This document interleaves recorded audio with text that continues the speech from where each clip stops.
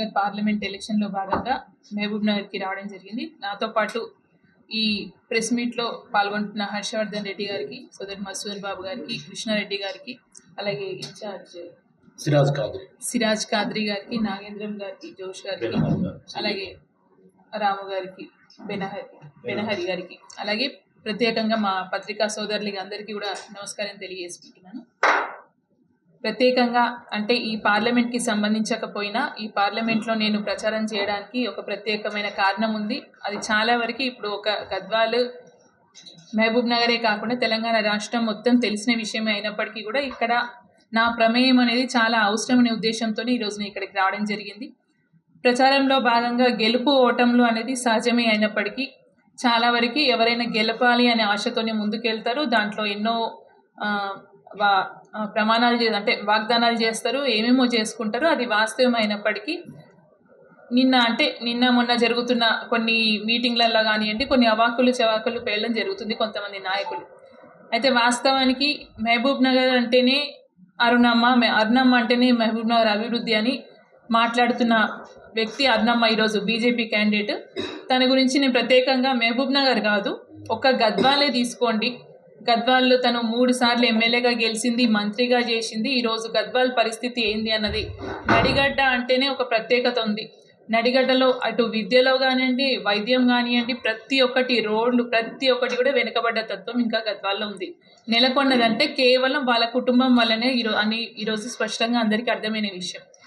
అయితే ఇంకొకటి ఏంటంటే, నిన్న మహిళలను చూడకుండా ఎట్లంటే అట్లా మాట్లాడుతున్నారు, అందరు అవమానిస్తున్నారు అని నిన్న మాట్లాడిన అరుణమ్మ గారికి నేను సమాధానం చెప్పాలనుకుంటున్నా. ఎందుకంటే నేను కూడా ఒక బీసీ కులానికి చెందిన వ్యక్తిని, కురువ కులానికి సంబంధించిన వ్యక్తిని. తెలంగాణ రాష్ట్రంలో ఏ పార్టీ నుంచి కూడా ఒక కురువ కులానికి వాస్తవానికి టికెట్ ఇవ్వని సందర్భంలో కూడా గౌరవ ముఖ్యమంత్రి రేవంత్ రెడ్డి గారి సపోర్ట్తోని ఆయన మీ గద్వాల్ నియోజకవర్గంలో కురువ యాదవులు ఎక్కువ ఉన్నారు, అంటే జనాభా ఎక్కువ ఉంది కాబట్టి ఖచ్చితంగా ఒక చదువుకున్న వ్యక్తిగా మీ వాళ్ళకి, వెనుకబడ్డ జాతులకి న్యాయం చేయగలవు. గద్వాల్లో వెనుకబాటుతనం చాలా ఎక్కువ ఉంది కాబట్టి మీరైతే న్యాయం చేయగల నమ్మకంతో నాకు టికెట్ ఇవ్వడం జరిగింది. అది తెలుసుకున్న అరుణమ్మ, నేను కూడా ఒక మహిళనే కదా, మరి ఆ రోజు మహిళ నిలబడ్డది అని సపోర్ట్ చేయాల్సింది పోయి పక్కన పెట్టి కేవలం తన సొంత ఇంటి కుటుంబ రాజకీయం కోసం, వాళ్ళ కుటుంబ పరిపాలన నడవాలని ఒక దురుద్దేశంతో ఈరోజు నేను బీసీకి టికెట్ ఇస్తున్నాను, ఒక బీసీని, ఒక వాల్మీకి సోదరుని, పాపం అమాయకుడు, ఆయన నిలబెట్టి ఓడగొట్టింది అని చెప్పాలి. ఎందుకంటే ఈరోజు జాతీయ ఉపాధ్యక్షురాలుగా తను బీజేపీ పార్టీకి వ్యవహరిస్తుంది అరుణమ్మ. కేవలం గద్వాల్లో 7,000 ఓట్లు వచ్చినాయి అంటే ఒక్కసారి ఆలోచించాల్సిన అవసరం ఈరోజు జాతీయ బీజేపీ పార్టీ పెద్దలకు కూడా ఖచ్చితంగా ఉందని నేను అనుకుంటున్నాను. ఎందుకంటే తన అల్లుడికి సపోర్ట్ చేయకుంటే, ఇటు టీఆర్ఎస్ పార్టీకి ఆమె బీజేపీ ఓట్లు డైవర్ట్ చేయకుంటే ఈరోజు ఖచ్చితంగా నేను అక్కడ గెలిచేదాన్ని. కేవలం వాళ్ళ కుటుంబ పాలన జరగాలి అనే దురుద్దేశంతో బీసీల మీద సానుభూతి చూపిస్తున్నట్టు అక్కడ నటించి ఒక మహిళని ఓడగొట్టడం. ఈరోజు నన్ను ఒక్కదాన్ని ఓడగొట్టింటే నాకు బాధ అయ్యేది కాదు. సరే, నా ఓటమి కాదు, ఖచ్చితంగా గద్వాల్ నడిగడ్డ అంటేనే ఒక ప్రత్యేక వ్యవహార శైలి ఉంటుంది. అక్కడ ప్రజా జీవనం కూడా చాలా వెనుకబాటుతనంతో ఉంటుంది కాబట్టి ఒక మార్పు తీసుకురావాలనే ఉద్దేశంతో నేను ముందుకు వచ్చిన. ఈరోజు ఓడగొట్టింది ఒక సరితమ్మని కాదు, ఒక బీసీ బిడ్డని కాదు, కురువ బిడ్డని కాదు, ఖచ్చితంగా మా సామాజిక వర్గాలకు అందరికీ సంబంధించిన వర్గాల మీద మోసం చేసి అన్యాయంగా ఈరోజు మా ఆత్మస్థైర్యాన్ని, ఆత్మాభిమానాన్ని దెబ్బతీసే విధంగా ఆమె వ్యవహరించింది. సరే, అదంతా చేసింది పక్కన పెడితే మొన్నటికి మొన్న ఏం మాట్లాడుతుంది, రేవంత్ రెడ్డి గారు మీరు నిలబెట్టిన క్యాండిడేట్ని నేను గెలిపించాలనా అని ఒక కామెంట్ చేసింది.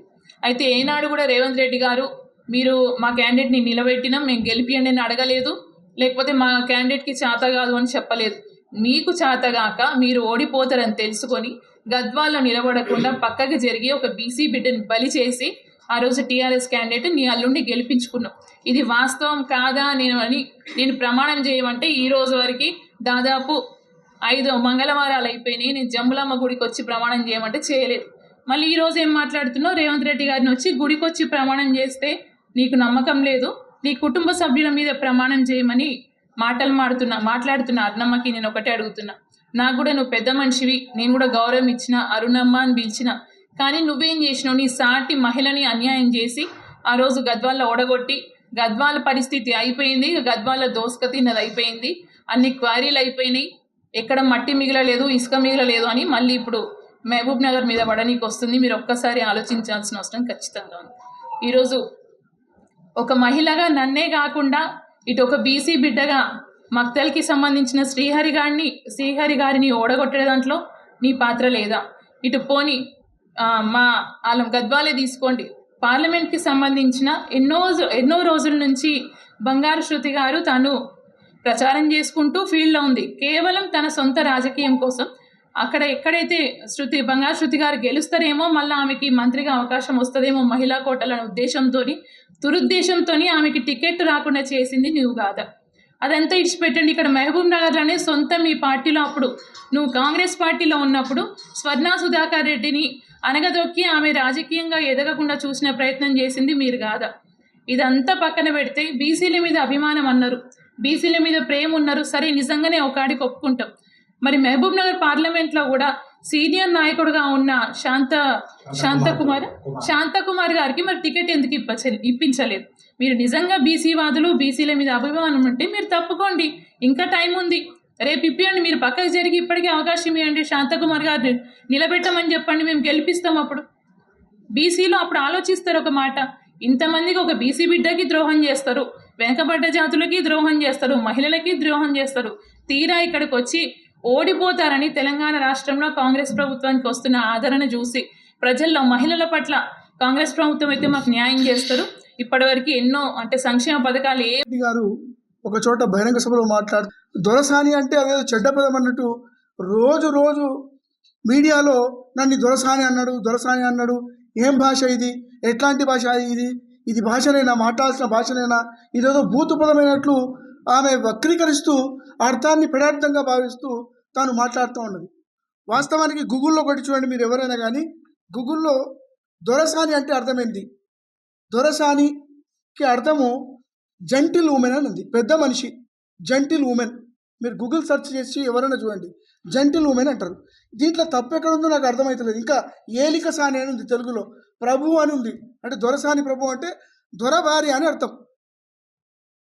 అంటే గడిల నుంచి వచ్చిన వాళ్ళు, నిజంగా వీళ్ళు గడిల నుంచి వచ్చిన వాళ్ళే. గద్వాల్లో ఎవరిని చెప్తారు, గద్వాల్లో ముఖం చెల్లకి ఇప్పుడు మామనార్కి వచ్చింది. గద్వాల లోకలా, ఆమెది నాన్ లోకలా, లేకపోతే మామనార్ లోకలా, నాన్ లోకలా తేల్చుకోవాలి ఆమె. ఇంకొకరిని వేలెత్తి చూపినప్పుడు లోకల్, నాన్ లోకల్ అని, తాను మామనార్కి లోకలా, నాన్ లోకలా. నేను ఇక్కడ ధనవాడలో పుట్టిన అంటది, ఆడ మెట్టిన అంటది. గద్వాలకు 2 చోట్ల లోకల్ ఎట్లయితుంది? మరి మా సరితమ్మ కూడా షాద్నగర్ ప్రాంతం, మామనార్ పాలమూరు జిల్లాలోనే పుట్టింది, ఇక్కడ మెట్టింది అలంపూర్ తాలూకాలో. మరి ఆమె నాన్ లోకమని భయంకరంగా ప్రచారం చేసింది. నిన్నగాక మొన్న తొక్కుకుంటూ పోతా అన్నాడు అని చెప్పి ప్రచారంలో పెట్టింది. తొక్కుకుంటూ పోతాడని అని రేవంత్ రెడ్డి గారు అనలేదు. మా కార్యకర్తలు నువ్వు కనుక ఇట్లే చేస్తే నిన్ను తొక్కులాడుకుంటా పోయే బాధ్యత మా కార్యకర్తలు ఇది అన్నాడు. తొక్కులాడుకుంటూ పోయే బాధ్యత అంటే అర్థమైంది, నిన్ను ఓడిస్తారని అర్థం.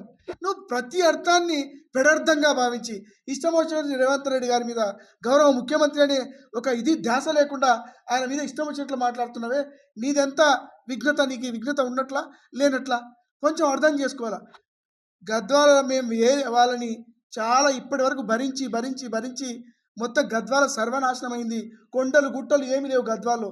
మీరు చూడండి, గద్వాల్లో తనకు కేటాయించిన ఆమె భర్తకు కేటాయించిన ఒక కొండని చాలా అనతికాలంలో కొండను నాశనం చేసి ఏమీ లేకుండా చేసినారు. ఇప్పుడు మొత్తం లోయగా మారింది అది. మీరు ఏలు పెట్టనిచ్చినారు. ఇప్పుడు మహబూబ్నగర్ జిల్లాలో వాళ్ళని ఏలు పెట్టనిచ్చినారు. ఎక్కడ? ఈ లక్ష్మీపల్లి దగ్గర, మూసపేట దగ్గర ఒక క్రషర్ వేసినాడు భరత్సింహారెడ్డి, మన డీకే అన్నమ్మ భర్త. భరత్సింహారెడ్డి చేయని వ్యాపారం లేదు. రాజకీయాల్లోకి వాళ్ళు వచ్చింది వ్యాపారం కోసం, సేవాపరంగా సేవ చేయడానికి. గద్వాలకు వాళ్ళు ఎంత మాత్రము రాలేదు, గద్వాలను ఏలలేదు. వాళ్ళు కేవలం దోచుకోవడానికే గద్వాలో ఉన్నారు. ఇప్పుడు కనుక మహబూబ్నగర్ కాన్స్టిట్యున్సీ పార్లమెంటరీ ప్రజలు కనుక వాళ్ళని ఇప్పటిదాకా ఏలు పెట్టినారు, ఒక కొండ నాశనం చేసినాడు. ఇప్పుడు కనుక కాలు పెడతాడు, గెలిస్తే మాత్రం కాలు పెడతాడు, మొత్తం మన్యం కొండలను మొత్తం నాశనం చేస్తాడు. కాబట్టి వాళ్ళు వ్యాపార పరంగా ఇసుక దందా, ఇసుక మాఫియా, మట్టి మాఫియా, రకరకాల దందలు గద్వాల్లో చేసినటువంటి చరిత్ర వాళ్ళకు ఉంది. సారా దందతో మొదలైంది వాళ్ళ యొక్క ప్రయాణం, సారా దందతో మొదలైంది. అది గుర్తెరగాల మహబూబ్నగర్ వాసులంతా మామూలు ప్రజలంతా కూడా చాలా ఘోరమైన పాలన వాళ్ళది, అణిచివేత ఉంటుంది. మక్తల్లో నర్సిరెడ్డి చనిపోవడానికి, నర్సిరెడ్డి నక్సలైట్ల చేతిలో చనిపోవడానికి కూడా ఒక కారణం ఉంది. ఎక్కడికక్కడ ఎవరో కళ్ళు నోట్లు ఇప్పుకొని తాగినారు అమాయక ప్రజలు మక్తల్లో అంటే వాళ్ళని కారం పోసి వాళ్ళని ఇష్టం వచ్చినట్లు కొడితే అది నక్సలైట్లకు చేరవేస్తే, ప్రజలంతా కలిసి నక్సలైట్లు చేరవేస్తే నక్సలైట్లు ప్లాన్ చేసి మరి నర్సిరెడ్డి గారిని, వెంకటేశ్వర రెడ్డి గారిని ఆ రోజు హత్య చేయడం జరిగింది, లేకపోతే మట్టు పెట్టడం జరిగింది అని చెప్పాలంటే, ప్రజల భాషలో చెప్పాలంటే. అది ఎందుకు జరిగింది? మీ అణిచివేత కారణంగా. మీ అణిచివేతను వదిలిపెట్టి అప్పట్లో నక్సలైట్లకు ఏదో ఆపాదించి వాళ్ళని సర్వనాశనం అంటే లేకుండా చేసినారు. వాస్తవానికి అణిచివేతకు వ్యతిరేకంగా పోరాటంలో భాగంగా మన నర్సిరెడ్డి గారు లేకుండా పోయినారు. వాస్తవానికి మీరు చేసిన తప్పిదాలు ఇవన్నీ, మీరు చేసిన తప్పిదాల వల్లనే. కాబట్టి మహబూబ్నగర్ జిల్లా ప్రజలు కానీ మక్తల్లో నారాయణపేటలో అడిగితే అర్ణమ్మ గురించి చెప్తారు, లేకపోతే భరసింహాడి గురించి చెప్తారు. సార్ మీరు ఎట్లా వెళ్ళినారు సార్ అర్ణమ్మని, భరసింహాడిని మీ గద్వాల్లో? మేమైతే వెళ్ళడం. ఒక చిన్న సందర్భం చెప్పించి ముగిస్తాను నేను. గద్వాల జిల్లా ఏర్పడబోతా ఉన్నది. గద్వాల జిల్లా కొత్తగా ఏర్పడబోయే సందర్భంలో మక్తల్ని తర్వాత నారాయణపేట కాదు కానీ మక్తల్ తాలూకాని, మక్తల్ కాన్స్టిట్యూన్సీని గద్వాల్లో కలపాలని ఒక ప్రభుత్వము ఒక ఆలోచన చేసి నోటిఫికేషన్ ప్రాథమికంగా అనుకుంటే 74 గంటలకు బంద్కు పిలిపించినారు మక్తల్ ప్రజలు. 74 గంటలకు పిలిపిస్తే ఏం చెప్పినా అంటే, మీ గద్వాలనే మీరు ఏగలేకపోతున్నారు, మేము కనుక గద్వాల్లో కలిస్తే, గద్వాల జిల్లాలో కనుక మా మక్తల్ కలిస్తే మేము ఇంకా ఏగలేమప్ప, మా చేత కాదు, కాబట్టి మాకొద్దు, మాకు గద్వాల జిల్లాలో మమ్మల్ని కలిపొద్దండి. దగ్గర అతి సమీపంలో ఉన్న మక్తల్ తాలూకా వాళ్ళు, ఏరు దాటితే మక్తల్ తాలూకా స్టార్ట్ అవుతుంది. నర్వా ప్రాంతం అంతా కూడా మక్తల్ కాన్స్టిట్యూన్సీకి వస్తుంది. వాళ్ళంతా వ్యతిరేకించి 74 గంటలకు బంద్కు పిలిపించిన సందర్భము, ఒక నేపథ్యం ఉన్నది. అంటే మీ అరాచకాలు తట్టుకోలేక గద్వాల జిల్లాలో కలవాల్సినటువంటి మక్తల్ ప్రజలు ససేమిరా వద్దన్నటువంటి సందర్భం కూడా ఒకటి ఉన్నది. కాబట్టి ఇప్పుడు మహబూబ్నగర్ ప్రజలు చాలా సౌమ్య మనస్తత్వం ముగించే ప్రయత్నము గట్టిగా చేస్తే, మేమంతా కూడా గద్వాల పక్షాన మేము కూడా ఇక్కడికి వచ్చి మీకు సహకారంగా మేము కూడా ప్రచారం చేయడానికి సిద్ధంగా ఉన్నాము.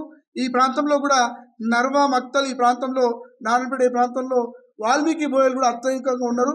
వాళ్ళంతా కూడా ఎదురు చూస్తూ ఉన్నారు వంశీచంద్రెడ్డి గారికి ఓటు వేయడానికి. ఎందుకంటే కాంగ్రెస్ ప్రభుత్వం ఒక మాట ఇచ్చింది, వాల్మీకి బోయలను కూడా మేము ఎస్టీ జాబితాలో చేరుస్తామని చెప్పి ఒక మాట ఇచ్చింది. కాబట్టి ఆ మాటను మనం శిరసావహించి ఖచ్చితంగా వాల్మీకి బోయలు, కుర్మ సోదరులు, కుర్మయాలు, సబ్బండ బీసీ వర్గాలన్నీ కూడా, బీసీ కులాలన్నీ కూడా వంశీచంద్రెడ్డి వైపే ఉన్నాయి.